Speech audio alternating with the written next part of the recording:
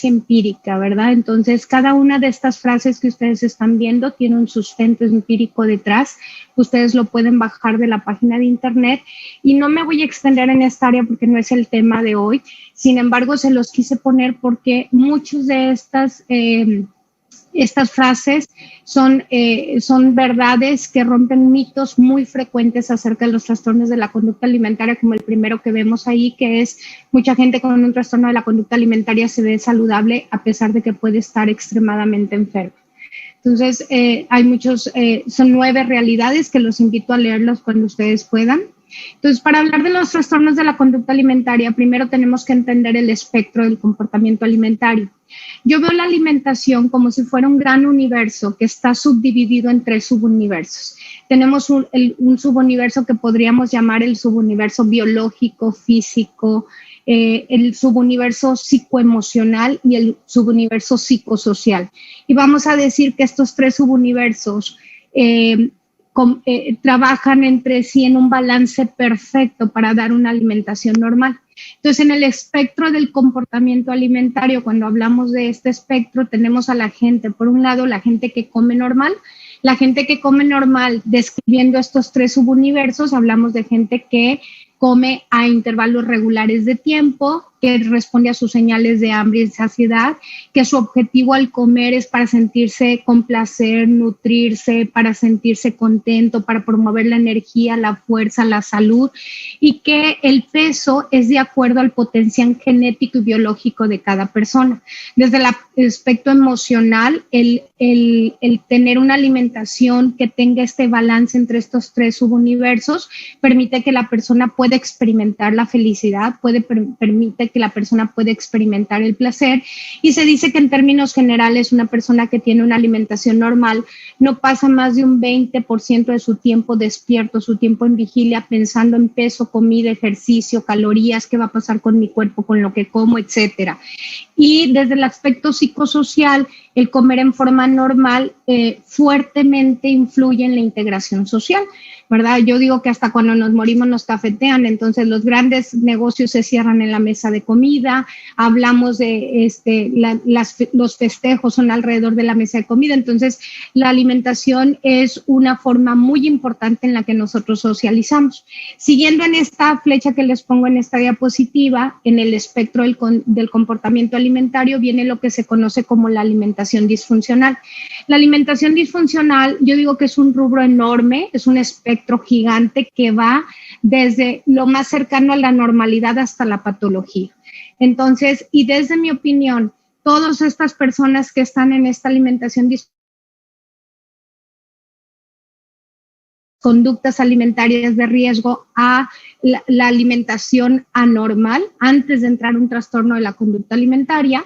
Todas estas personas, a partir de más o menos la mitad de este espectro en adelante, se ven igual de beneficiadas con un tratamiento como si fuera un trastorno de la conducta alimentaria, aunque no cumpla todos los criterios de diagnóstico, porque pueden tener las mismas complicaciones médicas, psicológicas y sociales que tiene un trastorno de la conducta alimentaria, aun y cuando estén antes del espectro, ¿verdad? Y cuando hablamos de alimentación disfuncional, que es todo este rubro que les explico en esta flecha que les marqué, hablamos de gente que tiene patrones irregulares con la alimentación, que tiende a tener una alimentación caótica, que tienden a comer no de acuerdo a sus señales de hambre y saciedad, y que su objetivo al comer es diferente a nutrirse. Usualmente lo hacen para determinar cierto cuerpo, para determinar cierto peso corporal, para manejar la ansiedad, para manejar estados de ánimo negativos, para manejar el enojo, la soledad, el aburrimiento. Por eso hemos visto un incremento muy importante en las conductas disfuncionales durante esta pandemia, porque las situaciones del contexto han influido para que la gente que tiene una mala relación con la comida empiece a utilizar la comida como una forma de el manejo de todas estas emociones negativas, como puede ser el dolor, el miedo, el enojo, la vergüenza, etcétera. Desde el aspecto físico, quien tiene una alimentación disfuncional, y repito, entre más se acerca al otro extremo del espectro, pues más marcado es, tienden a ser gente que continuamente está cansada, puede tener problemas del sueño, se sienten sin energía, tienen muchos cambios en el estado de ánimo. Yo digo que hay un viejo dicho que dice, ni le hables porque está a dieta, ¿verdad? Entonces, cualquier persona que tiende a restringir la comida empieza a sentir esa necesidad de ese malestar y ese cambio en el estado de ánimo. En términos generales, se dice que en quien tiene una alimentación disfuncional puede pasar desde un 25 hasta un 65% de su tiempo despierto, pensando en peso, ejercicio, comida, qué va a ser la comida de mi cuerpo, las calorías, etcétera. Y desde la parte social o psicosocial, este tipo de alimentación tiende a estigmatizar y tiende hacia el aislamiento social, que obviamente entre más se acerca a este lado del espectro, como les digo, va a ser más importante. A lo mejor inicialmente en esta parte de una alimentación muy desordenada, podemos decir, no, yo no voy a esa cena porque no quiero cenar porque estoy a dieta, entonces mejor no voy con mis amigos. Pero cuando ya me encuentro en esta parte del espectro, a lo mejor digo, yo no voy a esa cena porque no quiero comer, porque no quiero que me vean comer, porque no quiero estar con la gente. Entonces, este espectro disfuncional es enorme, es amplísimo y va, como les digo, desde lo que marcamos casi como una normatividad en nuestra sociedad hasta estar muy cerca de lo que es en sí la patología. Y luego finalmente tenemos en esta clasificación del espectro del comportamiento alimentario lo que son los trastornos de la conducta alimentaria, de los cuales les voy a hablar ahorita.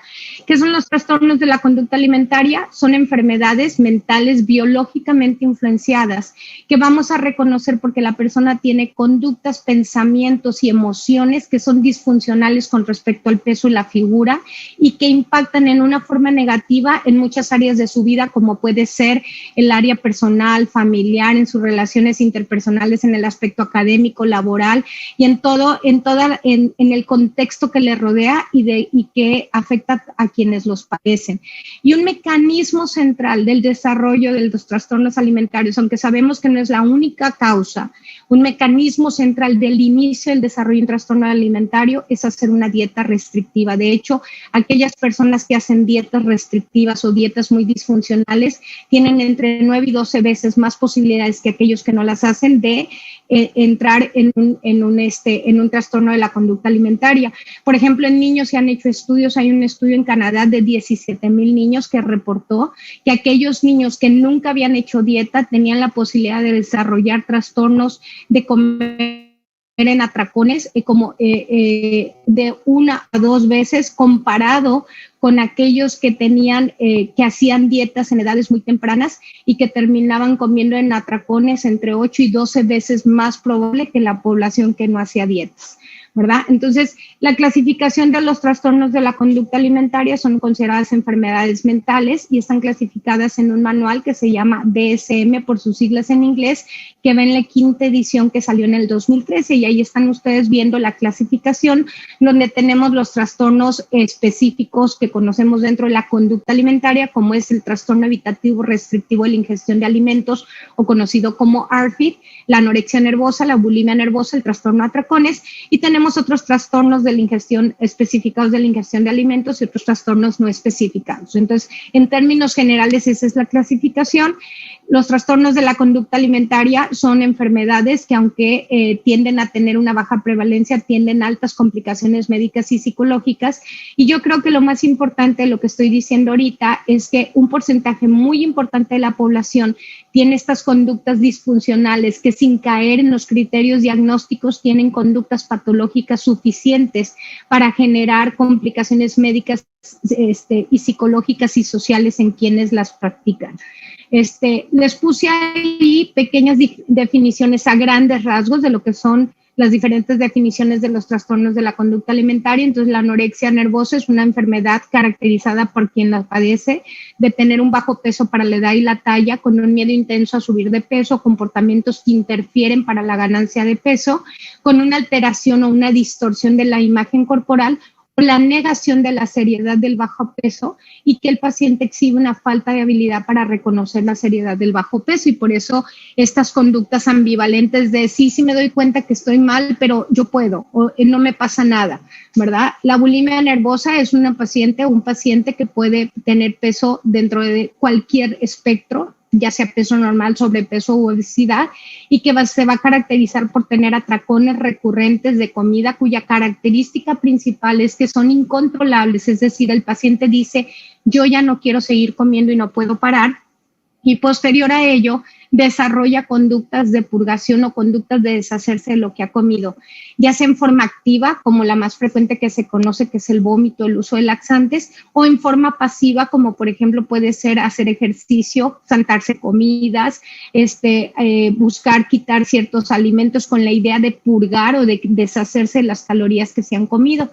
Tenemos el trastorno de atracones, que también igualmente se puede dar en cualquier espectro del peso y que tiene episodios recurrentes de atracones muy similares a los que suceden en la bulimia, pero no hay conductas compensatorias y que se acompaña de una fuerte ansiedad al presentar estos atracones. Tenemos también un nuevo trastorno de la conducta alimentaria que fue descrito en el 2013 en la 5ª edición del DSM, que por sus siglas en español conocemos como TERIA, o por sus siglas en inglés como ARFID, Avoidant Restricted Food Intake Disorder. Y viene a ser un trastorno de la conducta alimentaria que vino a agrupar los trastornos de la infancia que antes venían clasificados en el DSM y que al ser clasificados para niños excluían a muchos adultos que padecen este trastorno. Y este trastorno ha ido incrementándose considerablemente en su prevalencia. No tenemos una prevalencia general reportada, sin embargo sabemos que en poblaciones de pacientes con trastorno de la conducta alimentaria, hasta un 15% de los adolescentes y un 5% de los niños padecen estos trastornos. Se desconoce la prevalencia exacta de los adultos, y se caracteriza básicamente por pacientes que presentan un miedo intenso a alimentarse, ya sea por uno de 3 mecanismos que usualmente son combinados. Es raro que sea un solo mecanismo, que puede ser el hecho de rechazar la comida por las características sensoriales del alimento, por ejemplo, por su textura, por su sabor, por su olor, o aquellos pacientes que rechazan los alimentos por una preocupación por las consecuencias aversivas que tenga en su cuerpo. Lo más frecuente son aquellos pacientes que tienen, por ejemplo, historias de reflujos gastroesofágicos severos, pacientes que tienen historia de colitis severa y que van restringiendo alimentos hasta que llega un momento en que prácticamente no comen nada por el miedo que tienen al efecto que tenga en su cuerpo, y que una característica muy importante para el diagnóstico es saber que esto no tiene nada que ver con la imagen corporal, el peso, la figura, es decir, el paciente no está preocupado por su peso. Y el tercer mecanismo son estos pacientes que no tienen ese drive, esa búsqueda de la alimentación que tenemos cualquiera de nosotros ante la sensación de hambre. Estos pacientes muy probablemente tengan una hipoactivación de la ínsula, lo cual hace que no tengan esta búsqueda del alimento al llegar la señal de hambre. Por ejemplo, en la actualidad estamos viendo que como una secuela del COVID, que estamos viendo en pacientes que han padecido anosmia, o disgeusia, estos pacientes en una secuela a la experimentar un miedo a volver a probar ciertos alimentos y hay que trabajarlos como si fueran, desarrollan criterios de un ARFID y hay que trabajarlos como si fuera un ARFID para poder restablecer la forma en que comían previamente. Y tenemos una clasificación que se llama, por sus siglas en inglés, OSFED, que es Other Specified Feeding and Eating Disorders, que son los otros trastornos de la conducta alimentaria, donde existen 6 subclasificaciones, donde en mi opinión una de las más frecuentes y probablemente uno de los trastornos de la conducta alimentaria que va a ser de los más frecuentes, en particular en nuestros países latinos, pero que en este momento no lo podemos afirmar porque no tenemos estudios epidemiológicos generalizados, es la anorexia nervosa atípica o la anorexia de peso normal. En estadísticas que se han reportado en los Estados Unidos se reporta, mientras que la anorexia nervosa clásica tiene una prevalencia entre el 0.5 y el 1.5% de la población general, la anorexia nervosa atípica es una enfermedad que se reporta en los Estados Unidos en el 3% de la población. Mi opinión es que en los países latinos la vamos a ver cada vez más frecuente porque este es el tipo de pacientes que tiene conductas, pensamientos y emociones igual que el paciente que padece anorexia, pero su peso es normal o incluso por encima de lo normal. Lo vemos muy frecuentemente en pacientes que bajan una gran cantidad de peso y que vienen de sobrepeso u obesidad, pero aún así se mantienen en un peso elevado o en un peso dentro de lo normal. Existen otros trastornos de la conducta alimentaria, más bien otros trastornos relacionados que no están clasificados como un trastorno de la conducta alimentaria, pero que creí prudente mencionar por la frecuencia con la que lo escuchamos de nuestros pacientes. Uno de estos es la ortorexia nervosa, que no es un trastorno de acuerdo al DSM-5, no es un TCA, perdón, pero que son aquellos pacientes que se adhieren muy estrictamente a una alimentación saludable y que por esto sufren la salud, la escuela, el trabajo, la vida, porque están muy enfocados en esto en una forma muy obsesiva y tienen muchas similitudes con la anorexia, y esto hace que haya una restricción importante de comida y que por lo mismo pueda haber las mismas complicaciones físicas y psicológicas que cuando se padece anorexia. Y la dismorfia muscular, que está considerada un tipo de trastorno obsesivo compulsivo, se ha asociado con un tipo de trastorno más común en hombres que se conoce como anorexia en reversa o anorexia muscular, y es donde estos pacientes que desean un cuerpo muy grande, libre de grasa y muy musculoso. Entonces, algunos puntos importantes acerca de los trastornos de la conducta alimentaria es que su prevalencia se ha incrementado en las últimas décadas, que tienen serias consecuencias de salud, tanto física como mental, y desafortunadamente la proporción de aquellos que se recuperan es baja. Estadísticamente, cuando tenemos trastornos de la conducta alimentaria en niños y adolescentes, el porcentaje de recuperación puede ser del 100%. Sin embargo, cuando estos trastornos se cronifican, y aquí es donde entra la gran responsabilidad que tenemos los clínicos de reconocerlos a tiempo, porque se han hecho estudios para determinar el número de pacientes o la exposición que han tenido médicos y clínicos a pacientes con trastornos de la conducta alimentaria, y ha habido quien ha contestado después de 30 o más años de práctica que nunca ha visto un paciente con esto. Entonces, lo que nos queda claro es que nos falta mucho por diseminar de información para que los clínicos aprendan a reconocer estos trastornos que se pueden manifestar de cualquier forma física, y que cuando se dejan cronificar, desafortunadamente solamente el 30% de los pacientes crónicos llega a la recuperación total. Y como les decía, algo bien importante es que las expresiones subclínicas o los síndromes parciales son los que se encuentran más extendidos, y que podemos tener complicaciones médicas y psicológicas similares con trastornos que no cumplen con todos los criterios, igual que cuando tienen todos los criterios. Se estima que cerca de 70 millones de personas en el mundo sufren un TCA, un trastorno de la conducta alimentaria, y al menos una persona muere cada 62 minutos por un trastorno de la conducta alimentaria. Y como les dije, tienen una alta morbimortalidad, tanto médica como psiquiátrica, que pone en riesgo la vida independientemente del peso corporal. Se presentan en cualquier edad, típicamente está el espectro de edad que se maneja usualmente es entre 12 y 25 años, pero sabemos que lo podemos ver en edades muy pequeñas, tan pequeñas como 3, 4 años de edad, y lo podemos ver en la tercera edad. Y como les decía, los trastornos de la conducta alimentaria son curables. Desafortunadamente, solamente 2 de cada 10 personas que los padecen se encuentran o reciben tratamiento en algún momento de su vida. Pueden ser mortales. La anorexia hasta el año pasado estaba considerada la enfermedad psiquiátrica con el mayor rango de mortalidad. En este momento es precedida solamente por la adicción a opiáceos, y el rango de mortalidad asociado con la anorexia es 12 veces mayor que el rango de mortalidad de todas las otras causas de muerte para mujeres entre 15 y 24 años de edad, y los trastornos de la conducta alimentaria son la tercera causa de enfermedad crónica entre adolescentes y adultos jóvenes, precedido solamente por asma y obesidad. Y 26% de quienes los padecen en algún momento de la enfermedad intentan el suicidio. ¿Por qué hablo tanto de la anorexia? Porque probablemente es el trastorno de la conducta alimentaria que mejor conocemos, es el que más se ha estudiado. Es una enfermedad de baja prevalencia, pero alta en complicaciones médicas, que como dije, su inicio generalmente es en la adolescencia. Ya hablamos de que tiene un alto rango de mortalidad, y que muchos de estos pacientes pueden llevarse hacia un curso crónico y severo, y que ya en edades adultas y en estados crónicos el porcentaje de recuperación es muchísimo más bajo. El rango de mortalidad de la anorexia es aproximadamente 12 veces más que todas las otras causas de muerte para adolescentes y mujeres adultas jóvenes, y desafortunadamente no hay un solo medicamento que haya sido probado efectivo para estos trastornos. ¿Y qué lo causa?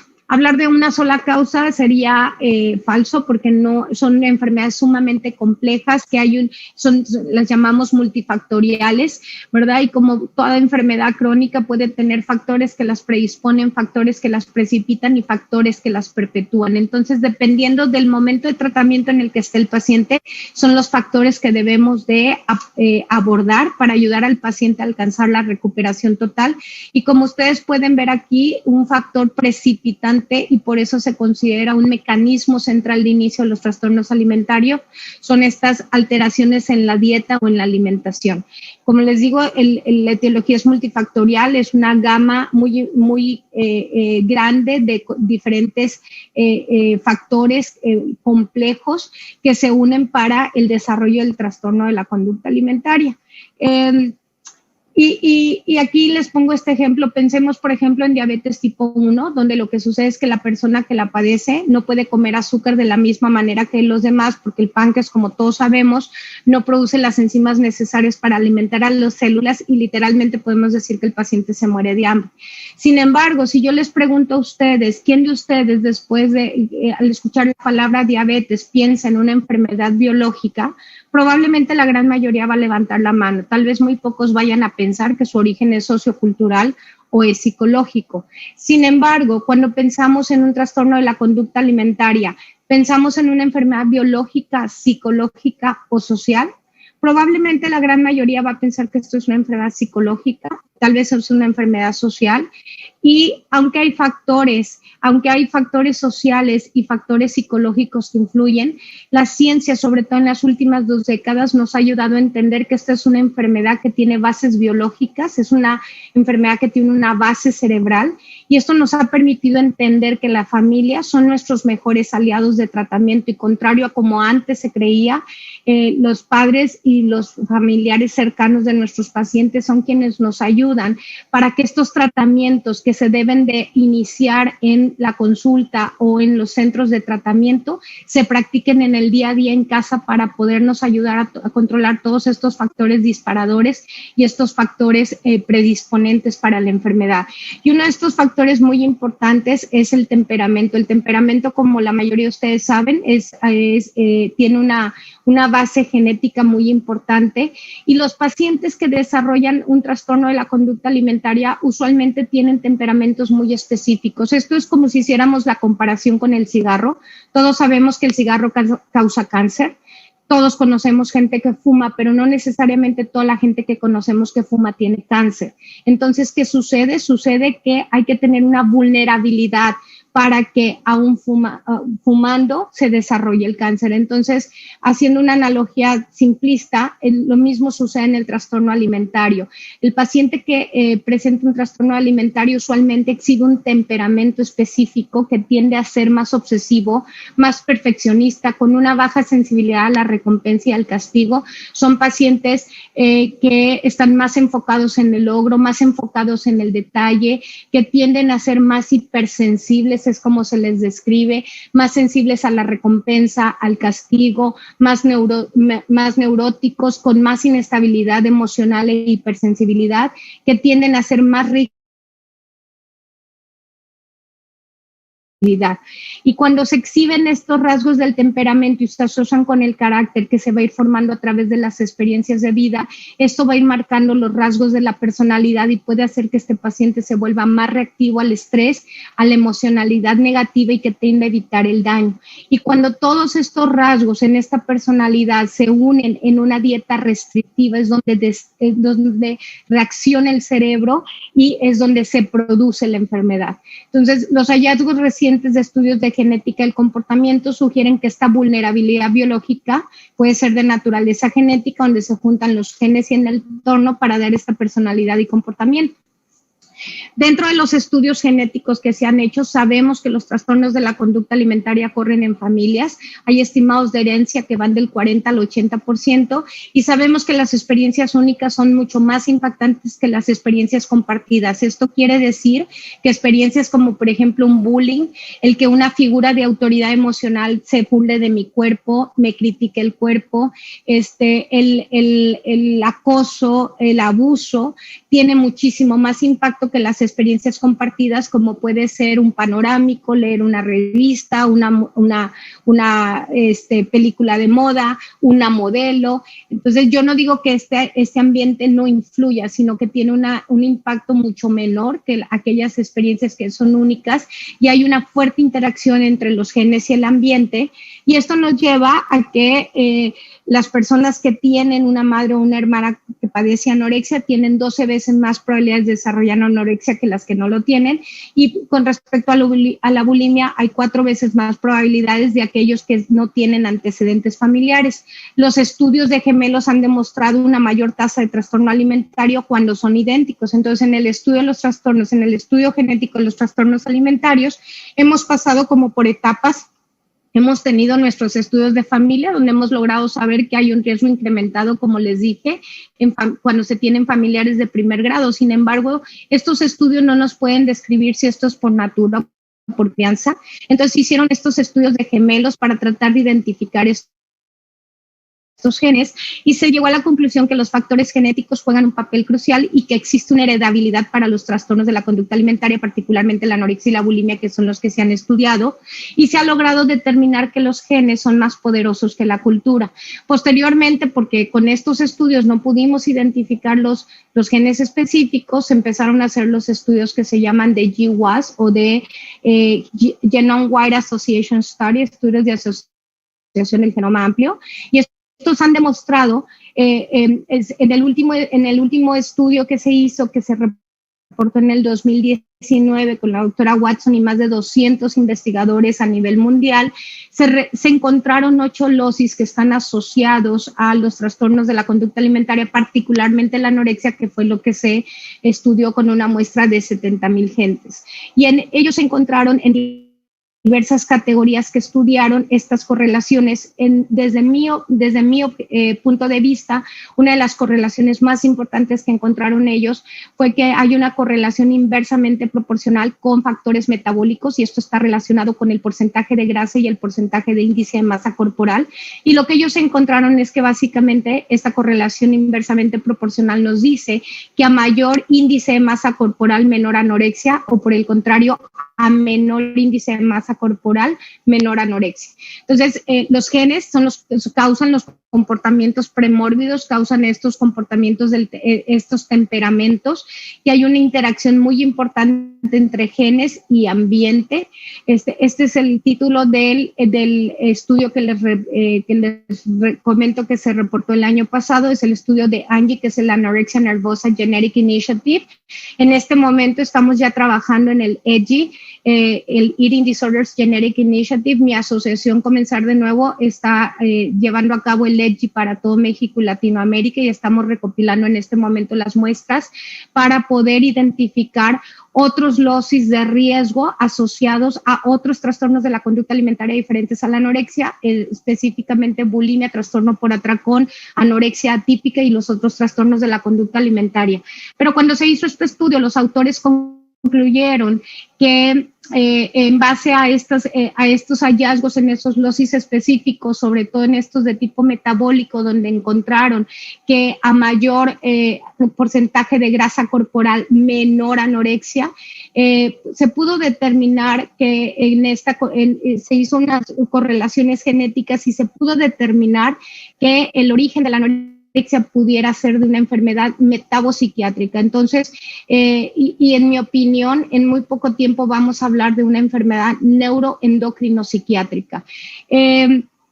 Lo que sucede aquí es un estudio de pacientes recuperados de anorexia, donde vemos cómo el paciente recuperado tiene una activación mucho menor del área de la ínsula, que es el área que está relacionado al placer con la comida, y que esto es muy marcado al ser comparado con pacientes de peso normal.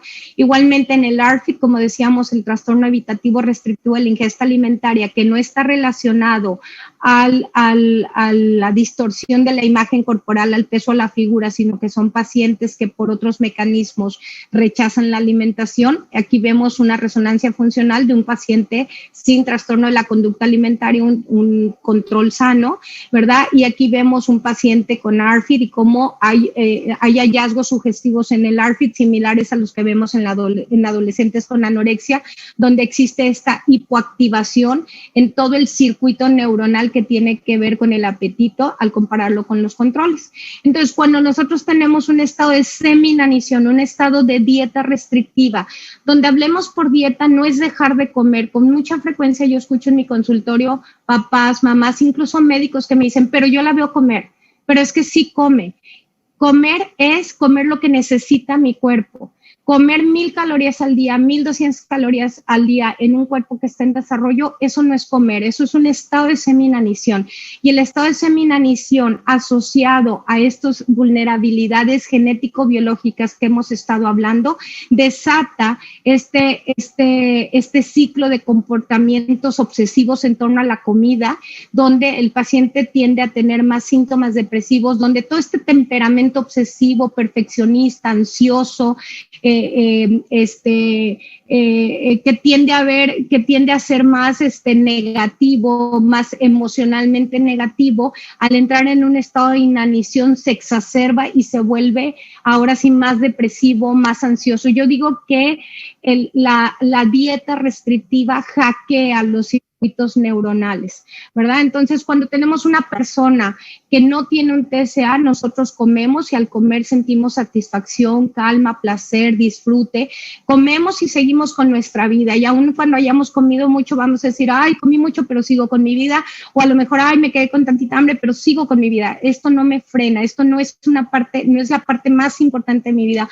Yo digo que cuando se lo trato de explicar a los padres, les explico, es como tenemos en nuestro pensamiento, tenemos un espectro bien grande donde entran amigos, familia, relaciones interpersonales, mis metas, la escuela, el trabajo, o sea, todas las cosas que me interesan, y conforme me voy desnutriendo, todo eso se va, yo digo que se conifica, se hace como un cono, y hay un momento en donde nada más pienso en peso, comida, ejercicio, qué va a pasar con mi cuerpo, qué va a pasar con las calorías. Entonces, cuando una persona desarrolla un TCA, al comer empiezan a incrementarse muy importantemente los pensamientos obsesivos, aumenta mucho la ansiedad.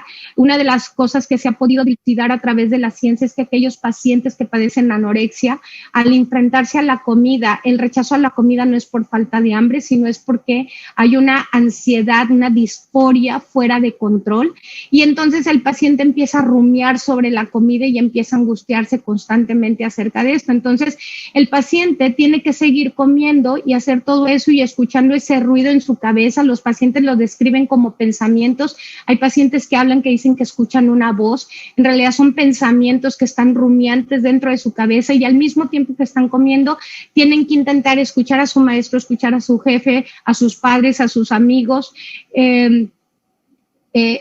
y seguir trabajando, porque cómo le van a hacer para concentrarse, para rendir, para trabajar, para estudiar con todo ese ruido, cómo tienen que intentar concentrarse en la escuela, intentar ir a trabajar. Entonces les puse este ruido para que ustedes vean cómo lo describen nuestros pacientes, cómo tengo que estar en la escuela y mientras estoy en la escuela y estoy tratando de contestar un examen, nada más estoy pensando en lo que desayuné en la mañana y qué va a pasar con mi cuerpo y cuánto voy a subir y cuánto voy a bajar y qué voy a hacer al rato para que esto me quede.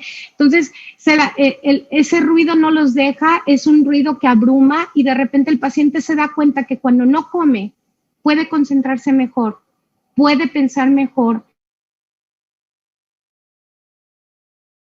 Entonces, ¿qué sucede en el cerebro cuando comemos? Se han hecho estudios cuando esto sucede. Cuando comemos y la señal viene del intestino hacia el cerebro, esta señal se mueve hacia el tálamo, justo donde está la ínsula, y en la ínsula, como les decía hace un rato, esta es la parte del cerebro que nos da la señal de hambre y saciedad. Entonces nos da el gusto y el grado de hambre, esto va a provenir de la ínsula.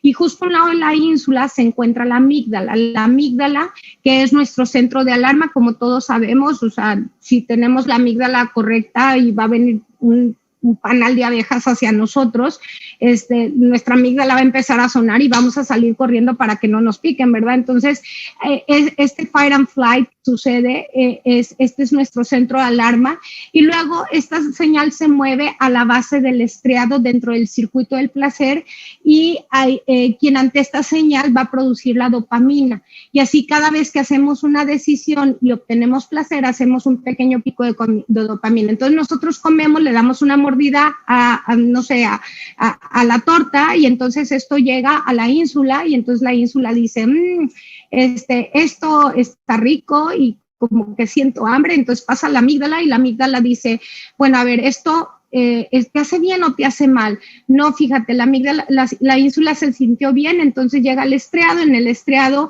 esta señal se traduce como algo bueno, y entonces ¡pum!, hay una espiga de dopamina, ¿verdad? Y entonces esto va a hacer que nosotros tomemos la decisión de volver a comer, y entonces vamos a dar la siguiente mordida. Y esto sucede en forma normal en aquellas personas que así funciona nuestro cerebro, y hacemos este pequeño pico de dopamina, y esta es la manera en que llega a la parte frontal del cerebro, que aprende que esto es lo adecuado y que si nos gusta va a estar pidiendo más.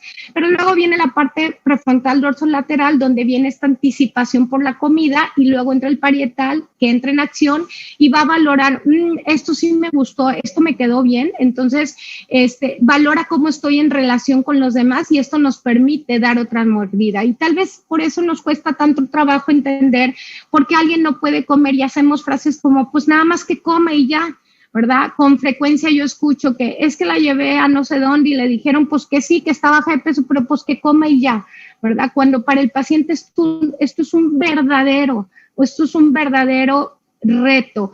Es para alguien que padece anorexia, tiene este mismo cerebro, estas mismas estructuras cerebrales, pero cuando esa persona come, no hay esa señal en la ínsula, no hay una señal de hambre. Entonces, cuando el cuerpo manda y manda señales de hambre, en el cerebro no hay esa señal, y la ínsula simplemente deja pasar la serotonina, y esto no se registra. Entonces, al no haber esta señal, no siente hambre, y si aún así come, el sabor es sin sabor, así lo describen los pacientes, es un sabor plano, es un sabor que se codifica como algo no bueno, y entonces esto hace que la amígdala lo perciba como algo amenazante, y entonces al no haber placer no se produce esta dopamina que habíamos dicho, y esta falta de señales hace que la corteza prefrontal decida no comer.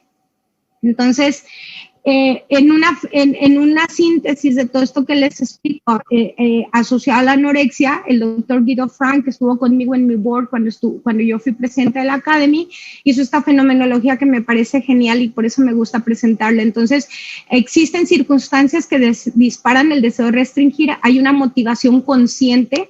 Es raro que veamos pacientes que inicien porque quieran perder peso. En nuestra sociedad la mayoría inicia porque quiere ser fit, porque quiere estar más saludable, porque con el COVID no se quieren enfermar, y entonces esto nos lleva a tratar de cuidar nuestro peso, a restringir la comida, y ocurre una pérdida de peso. Al ocurrir esta pérdida de peso empieza un reforzamiento social muy importante: qué bien te ves, qué bárbaro, qué estás haciendo, qué bien se te ve la ropa, cómo le estás haciendo para quedarte igual en la pandemia, etcétera, etcétera, etcétera.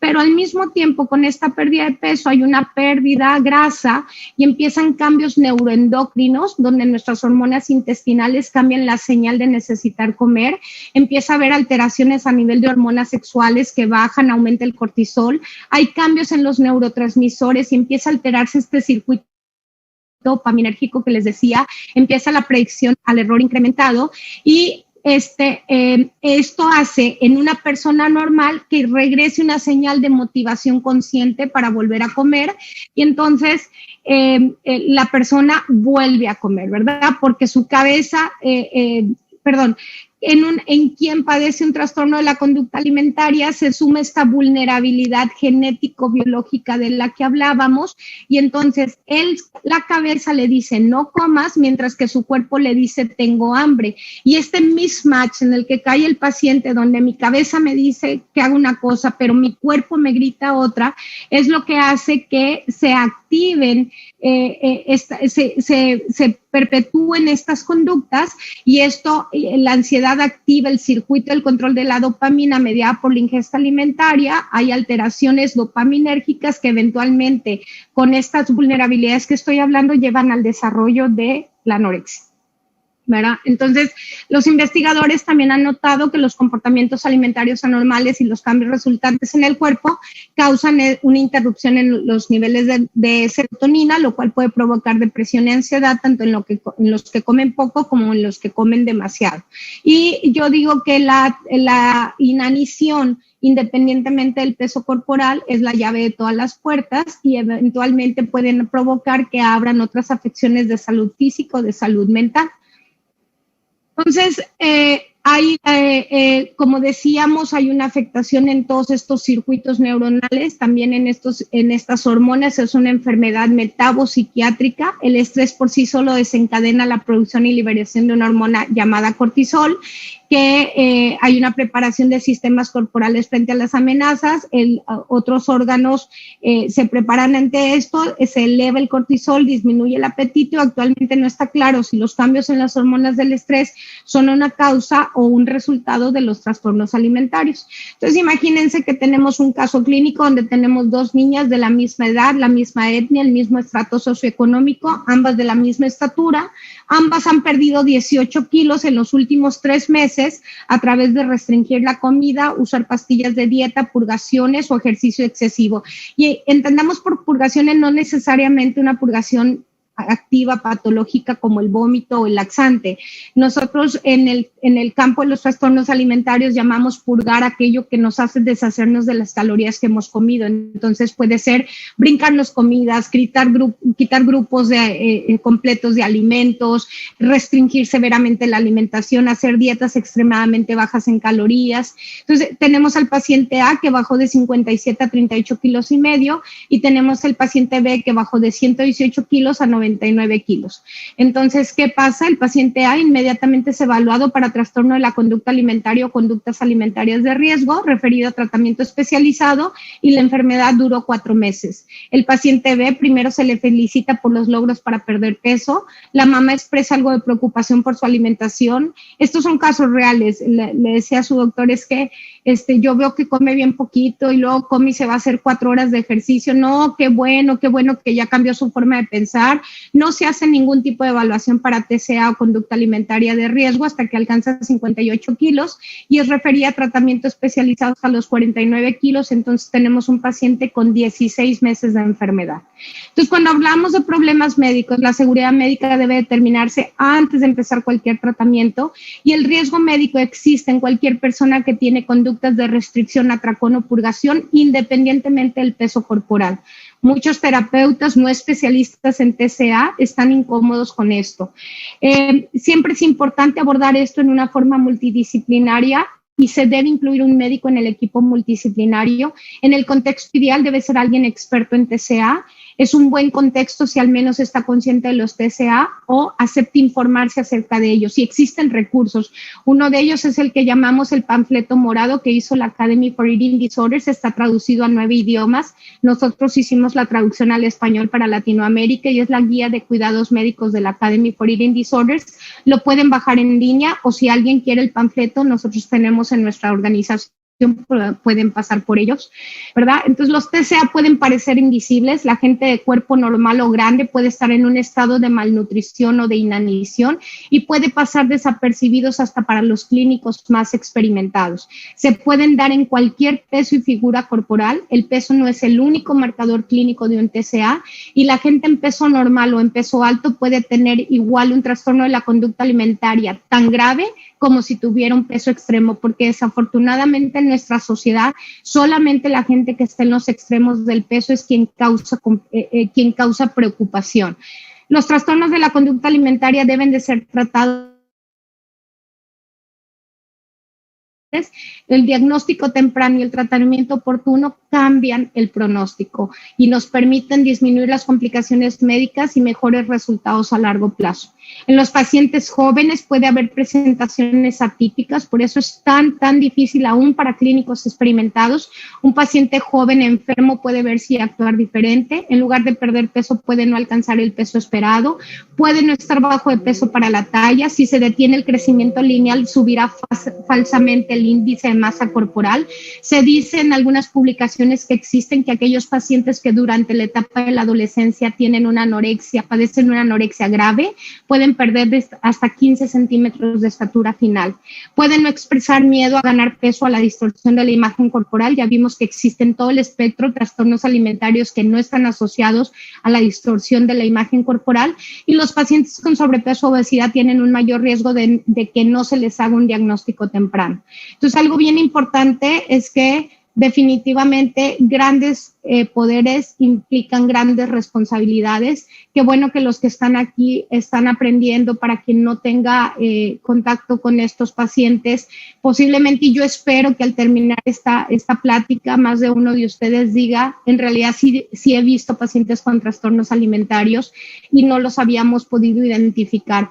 Es bien importante determinar el nivel apropiado de tratamiento y establecer cuáles son las complicaciones médicas, porque primero es salvar la vida y esto es lo primero que debemos de actuar.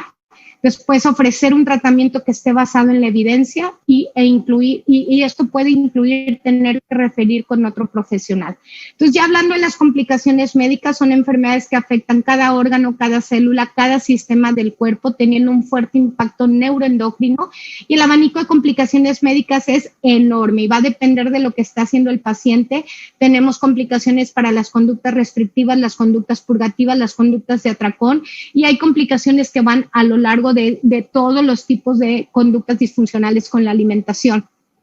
Y hablando de la osteoporosis, es la complicación más grave que podemos tener desde la perspectiva de que es la única complicación irreversible de los trastornos de la conducta alimentaria. Desafortunadamente, el inicio es rápido y es severo. Ante la pérdida de peso, empieza rápidamente la pérdida de hueso, y desafortunadamente en la recuperación, una vez que empieza a ganar peso el paciente, no es mayor al 3 al 4% anual. Lo que sucede, como todos ustedes saben, es que durante los primeros 20 años de vida vamos a alcanzar el 90% del pico de masa ósea, y para quien yo digo que es cuando el paciente hace el afore para el retiro de hueso, entonces hace su reserva de hueso durante este tiempo para cuando llega hacia la edad adulta. Pero aquellos pacientes que padecen un trastorno alimentario durante la adolescencia nunca hacen esta reserva o este banco de huesos. Entonces, lo que sucede es que hay una constante remodelación del hueso, resorción y formación que se mantiene neutro, y por lo tanto la densidad ósea no se modifica. Pero cuando hay una malnutrición, incluso si se tiene un peso normal, la resorción supera la formación de hueso, dando como resultado esta pérdida de densidad mineral ósea. En los pacientes que tienen anorexia, cada día que el paciente pasa desnutrido es un día más que el hueso no se está mineralizando, teniendo un impacto negativo para el resto de sus vidas. Entonces, ¿cómo es qué se sucede? El cerebro se da cuenta que hace falta esta energía, el cerebro entra en un estado de hibernación y empieza a priorizar las funciones vitales para el cuerpo, y dentro de esta privilegiación que hace de funciones es que empieza a literal a dormir todo lo que es un gasto excesivo de energía. Entonces el hipotálamo deja de mandar señales para la producción de hormonas sexuales. Esto disminuye la GnRH, que a su vez disminuye la producción de testosterona y estrógeno, y esta disminución se conoce como el hipogonadismo hipotalámico. Como ustedes saben, se da una resistencia a la hormona de crecimiento y una disminución del IGF-1, que sumado a los elevados niveles de cortisol propios del estado de malnutrición que padece el paciente, es donde ocurre una caída en la densidad ósea. Y esto es muy similar a lo que sucede en la osteoporosis de la menopausia, nada más que recordemos que durante la osteoporosis de la menopausia existe esta caída en las hormonas sexuales, pero se continúa produciendo hueso. contrario a lo que sucede en la anorexia. En la osteoporosis por anorexia deja de haber esta producción de hueso. Entonces, la microarquitectura del hueso se daña, la fuerza disminuye y el riesgo de fracturas aumenta. Se habla que hay hasta un 200-300% de probabilidad de fractura en pacientes que padecen anorexia y osteoporosis, y se afecta tanto a los huesos largos como a la columna. Hay un estudio que se hizo en Canadá en pacientes con anorexia donde se mostró que tienen un 60% más de riesgo de padecer una fractura de hueso que los controles.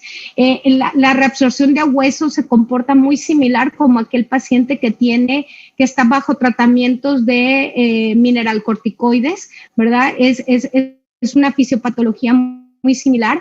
En los hombres la pérdida de hueso es todavía más rápida. Philip Meller, que es uno de los médicos internistas que más ha estudiado acerca de esta fisiopatología en la anorexia, tiene muchos reportes al respecto, y típicamente tienen los hombres un tercio del rango de las mujeres de osteoporosis de cadera y de fractura vertebral, y los hombres con anorexia tienen mayor pérdida de hueso que las mujeres, a pesar de que los hombres típicamente tienen menor tiempo de duración de la enfermedad. Entonces, eso se vuelve una emergencia médica. En los atletas todavía hay que subir más el punto de corte de la densitometría ósea, porque estos pacientes vienen de una construcción de hueso constante, ¿verdad? Por el ejercicio que están haciendo. Entonces, el punto de corte para la densitometría ósea debe de ser mayor. Y el estándar de oro es la recuperación y mantenimiento del peso hasta la recuperación de los ciclos menstruales en las mujeres. En estudios que se han hecho, por ejemplo, uno que se hizo en España, a los 2 años las personas que ganaron peso habían mejorado la densidad mineral ósea en un 2 o un 5%, mientras que los que no habían ganado peso seguían perdiendo la masa ósea. Con frecuencia se utilizan píldoras anticonceptivas para el manejo de la amenorrea y la osteoporosis. Sabemos que en la anorexia esto no sirve, no funcionan para mejorar la densidad mineral ósea porque no tienen un impacto en el IGF-1, que es la hormona importante para la formación de hueso. Y la pregunta, como les puse ahí, del $1,000,000 es, ¿puede mi paciente hacer ejercicio durante la recuperación? Siempre recibimos esta pregunta. En Google dice que la osteoporosis se cura con ejercicio, no en pacientes con TCA. En pacientes con TCA, mientras persista la pérdida de peso o no se cierre lo que se conoce como el weight suppression, porque esto se puede dar en pacientes de peso normal o incluso en sobrepeso, el ejercicio empeora la densidad mineral ósea. ¿Y qué es el weight suppression o la supresión de peso? Es la distancia que hay entre el peso miostático, el peso que debe tener mi cuerpo, y el peso en el que yo estoy. Y yo lo explico, cuando trato de explicar esto, yo les digo a los padres, traducido es hacia las calorías que como, es la distancia que hay entre las calorías que mi cuerpo me dice que yo debo de recibir y las que yo estoy comiendo, aunque esté comiendo una cantidad normal de calorías. Por ejemplo, sabemos que los pacientes recuperados de trastornos muy restrictivos como la anorexia requieren arriba de 3, 4, hasta 5, 6,000 calorías al día para la recuperación. Y si yo estoy comiendo 2,500 calorías, por supuesto que es una cantidad buena de comida, pero me va a mantener en esa supresión de peso y eso no me va a permitir que se recupere mi hueso. Entonces, una vez que se está en el peso y se ha cerrado el weight suppression, todo ejercicio va a ayudar a mejorar la densidad ósea. Entonces, cuando nosotros nos preguntan por qué quitamos el ejercicio, no es porque queramos ahorrar calorías, es porque queremos cerrar esta supresión de peso para que el paciente tenga una recuperación más pronta. En términos generales, yo les explico a los padres que el ejercicio es un privilegio de la recuperación y necesitamos alcanzar esa recuperación para poder hablar de que nuestro paciente puede hacer un ejercicio activo. En un estudio en pacientes en Canadá se comparó un grupo de pacientes con anorexia contra un grupo de pacientes ya recuperadas y se observó que aquellos pacientes que padecen anorexia que hicieron una actividad física incluso moderada. En ese estudio ellos reportan que la actividad era moderada, seguían perdiendo hueso, seguían teniendo una desmineralización ósea. Una vez que se obtiene un estado de nutrición adecuado, se vio mejoría en la densidad mineral ósea de los pacientes que realizaron cualquier tipo de actividad física. Entonces los invito a que veamos al elefante que está en medio del cuarto. ¿verdad? No tengan miedo, hay que hablar de esto. Algunos pacientes, algunos médicos y esto me toca con mucha frecuencia pacientes y con frecuencia escucho que los pacientes no quieren hablar de esto, pero estamos hablando del futuro a largo plazo de adolescentes y adultos jóvenes, entonces no tengamos miedo a hablar de esto. Y cuando un padre tiene un hijo que padece un trastorno de la conducta alimentaria, esto no es nada fácil, pero la recuperación es posible, es probable y ayudarlo. Yo les digo a los padres que definitivamente es el mayor acto de amor. Este es un testimonio que me dio una paciente hace muchos años. Ella decía, tener un TC es como tener una silla enfrente pintada de rojo. Tú sabes que es roja. Toda la gente que te ama y está a tu lado insiste que la silla es verde. Tu vida depende de que te des cuenta que la silla es verde, pero nunca lo ves. Eventualmente aprendes que debes confiar en tus seres amados. La silla debe ser verde. Ellos te aman y es seguro que no te mentirían, ¿no lo crees? Pero aún así, no importa cuánto te quedes viendo, la silla es claramente roja. Así que tu supervivencia depende de que confíes en su juicio, aún por encima de tus propios valores y juicios. Y eso es muy difícil, es como el infierno. Entonces, alguna vez yo le pedí a colegas que han crecido conmigo en el campo de los trastornos alimentarios y que fueron compañeros míos en mi board cuando fui presidente de la academia, acerca de cuál era su impresión, hacia dónde nos dirigimos como campo. No se los quise traducir porque creo que es más significativo que lo escuchemos como ellos lo dicen, que lo leamos como ellos lo dicen, pero todos coincidimos en que a la fecha sabemos que los TCA son enfermedades muy complejas, donde la biología, la genética, lo social y lo psicológico juegan cada uno un rol muy importante. Existe un importante componente neurobiológico y metabólico y no solamente emocional en la causa de estas enfermedades tan devastadoras, lo que debe marcar la pauta para nuestros tratamientos.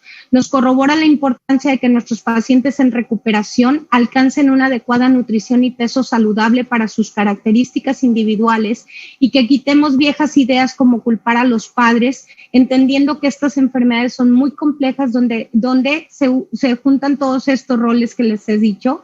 Estamos viviendo un verdadero parteaguas en nuestro campo y aunque todavía nos falta mucho por hacer y aprender, nos debe motivar a seguir investigando para conocer mejor los aspectos metabólicos y neurobiológicos de la enfermedad y desarrollar mejores y más efectivos tratamientos y con efectos a largo plazo. Yo quisiera imaginar que lleguemos el día en que cada individuo que padezca un trastorno de la conducta alimentaria pueda ser atendido debidamente y nuestra comunidad de profesionales logre llevar protocolos estandarizados de tratamiento bien desarrollados y mantenerse en constante comunicación y colaboración. Y eso requiere toda una comunidad. Finalmente, me quiero tomar el tiempo para darles un comercial. Por primera vez en Latinoamérica vamos a tener el Congreso Mundial de Trastornos de la Conducta Alimentaria. Va a ser aquí en Monterrey en junio del 2022, será este año. Va a ser en Sintermex. Vamos a tener plenarias para médicos que no es su área de especialidad, pero que quieren aprender más de los trastornos y de la identificación que quieren aprender más, sobre todo en la identificación de los trastornos de la conducta alimentaria, y vamos a tener plenarias para cuidadores y para padres. Entonces los espero. Y pues muchas gracias y los invito a que nos sigan en todas nuestras redes. Tenemos una línea de ayuda que es www.comenzardenuevo.org/Helpline, donde la gente puede comunicarse sea por mensaje, por teléfono o por correo electrónico, y ahí reciben asesorías y guías para poder saber qué es lo que sigue en esto que hay que transitar. Y pues muchas gracias.